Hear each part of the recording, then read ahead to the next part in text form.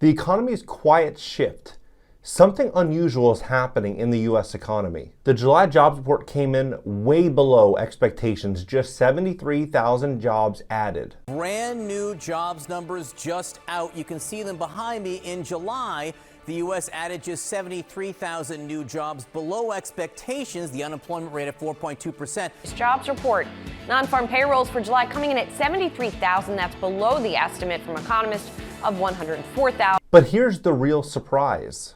Two top officials at the Federal Reserve broke ranks in the first time in decades. They are calling for an immediate interest rate cut. This kind of dissent hasn't happened in nearly 30 years, since the 1990s. So what's going on here? Are we seeing cracks in this soft landing that we're supposed to be walking into?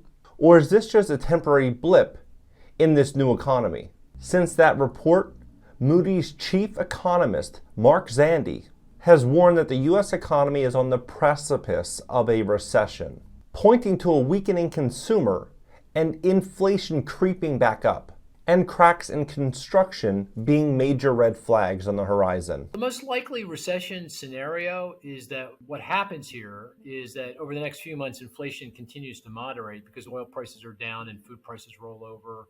Vehicle prices will probably decline because we're getting more chips as supply chain disruptions. That inflation might be more persistent. And the only way to get rid of that persistent, stubborn inflation would be to push the economy into recession.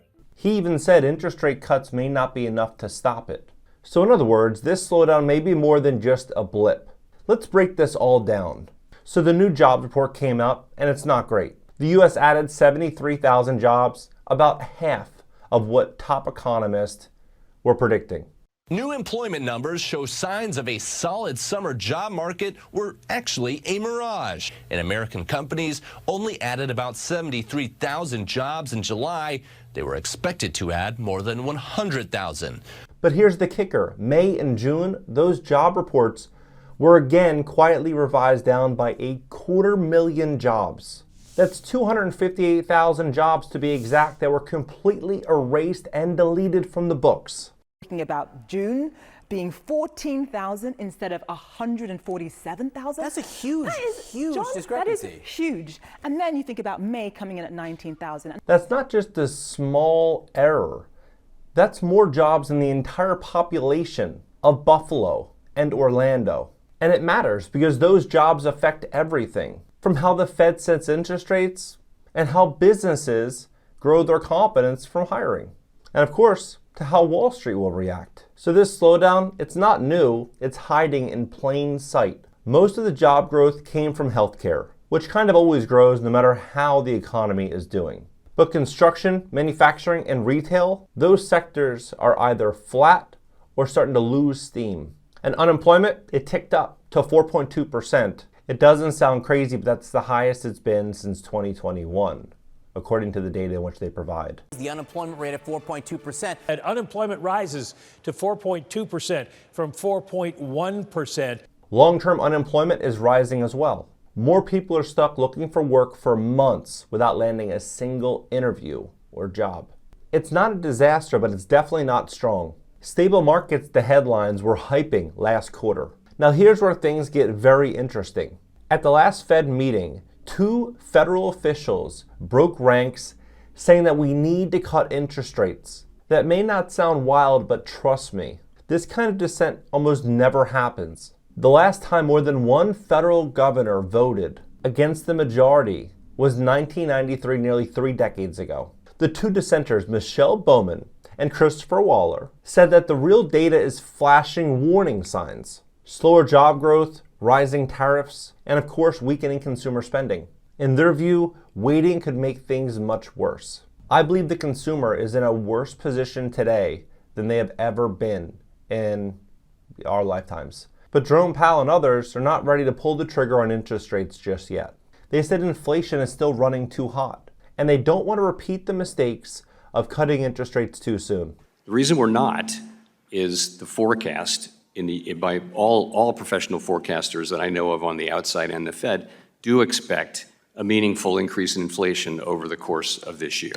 So for now, interest rates are staying where they are. But this kind of internal disagreement, it's a very big deal. It tells us even inside the Fed, there's no clear road to where the economy is actually going. So how did the markets react to all of this? Pretty much instantly. Stocks dipped, bond yields dropped, and traders started suddenly making bets that interest rate cuts could happen as soon as September. Just a week ago, a September cut was seen as a maybe. But after this new jobs report, it shot up to a near certainty in the market's eyes. But why does that matter? Because it shows you how jumpy things have gotten. 1 week report, little dissent from the Fed, and suddenly the whole outlook shifts. We haven't made any decisions about September. We'll be monitoring all the incoming data and asking ourselves whether the federal funds rate is in the right place. It's not in full panic mode yet, but when bond yields fall flat, it's usually a sign that investors are moving to the defense. Translation, they are bracing for slower growth. And some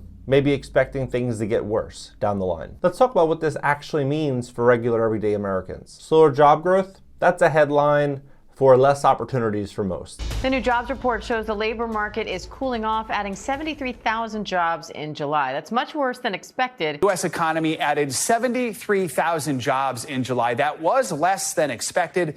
The unemployment rate came in at 4.2%. Smaller raises, and in some cases, companies are going to be cutting expenses by letting go of employees. And with interest rates still stuck at 20-year highs, the cost to borrow is brutal. Credit cards, north of 21%, retail credit cards north of 30%. Some of Americans' biggest retailers has soared.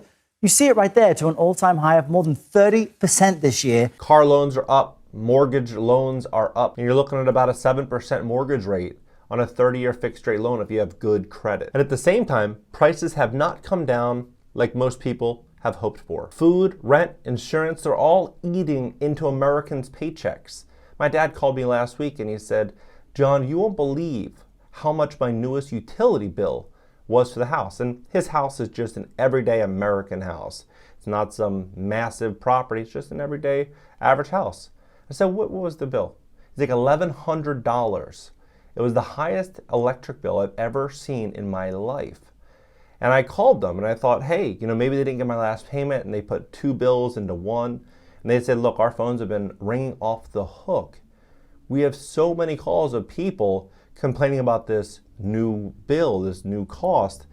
And internally, they think it's because of tariffs. But one way or the other, the American consumer is paying through the teeth. And I don't think things are going to get better for most anytime soon. And if you add in slower job growth and businesses cutting back on spending, it's going to be a situation where the top 5% of the U.S. economy, or the top 5% of U.S. earners in the economy, are going to be able to acquire assets from those that simply can't hold on. It's the brutal reality, but it's the truth. Less spending equals a slower economy. We're starting to see that loop forming. This is not about panic. It's about people that are feeling stuck with inflation that won't quit and interest rates that are still too high. If consumers are feeling the squeeze, businesses are as well, and they're both acting like it. Hiring is starting to cool, especially in sectors like construction, manufacturing, and retail, where costs are still continuing to rise. Demand is softening, and the margin for error is getting smaller. We're also seeing many companies delaying investments, not because they're broke, but because they're unsure what the future is going to look like. Uncertainty about inflation, tariffs, and interest rates make it very hard to predict what's going to happen over the next 6 months, let alone the next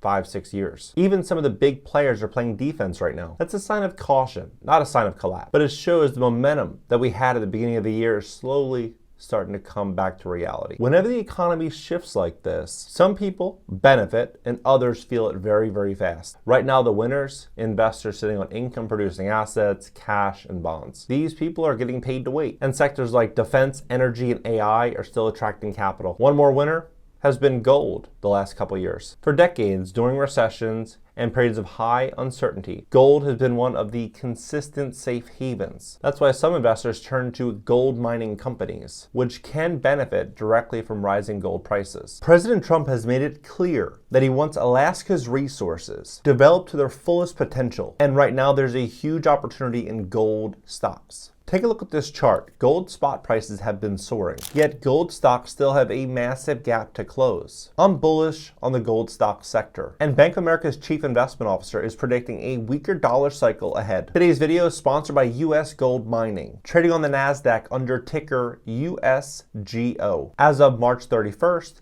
the company had no debt and $2.96 million in cash. As of August 8th, 2025, their stock was currently about 40% below its all-time high, despite gold trading at record levels. Their flagship Whistler Gold Copper Silver project holds combined estimated mineral resources of 6.5 million ounces gold equivalent in the indicated category, plus an additional 4.2 million gold equivalent ounces in the inferred category. One shareholder controls 80% of the company, so this is a very unique scenario. The state of Alaska is also advancing a 78.5 mile access road, ending just 2 miles from Whistler. A road that would directly connect the company's Whistler project to existing highway, port, and rail, and power infrastructure near Alaska's largest city, Anchorage, improving logistics and reducing cost. USGO has launched its 2025 exploration program to develop new targets through drilling across its 5x5 kilometer porphyry cluster, plus mapping at Muddy Creek,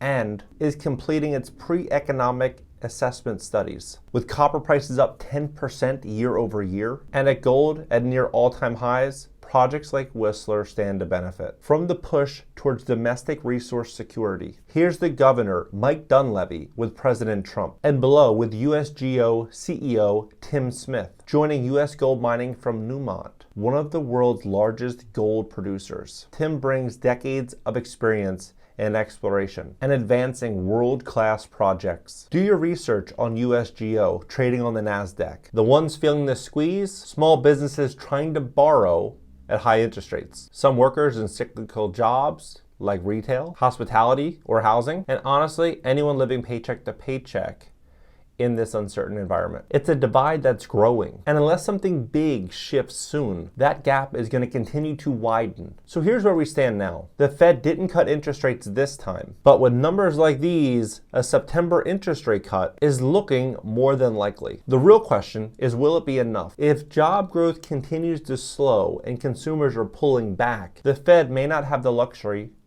of waiting around. But at the same time, inflation is still a problem, and no one wants a repeat of the 70s, where they cut too soon at the chase prices for many years to come. So is this the soft landing that many officials had hoped for, or the calm before another major shakeup? We'll find out very soon. Do you think the Fed is falling behind the curve, or are they actually making the right call by holding rates steady? Let's talk about this in the comments below. I believe very likely we're going to see the gap widening over the coming couple years. And the next couple years is going to be imperative to grow wealth, whether it be through real estate investing, whether it be through stock investing. Everyone has their own avenue and their own lane. But investing and preparing for higher prices and a tougher economy, because at this point it looks inevitable. Let's talk about it below, and I'll catch you next video.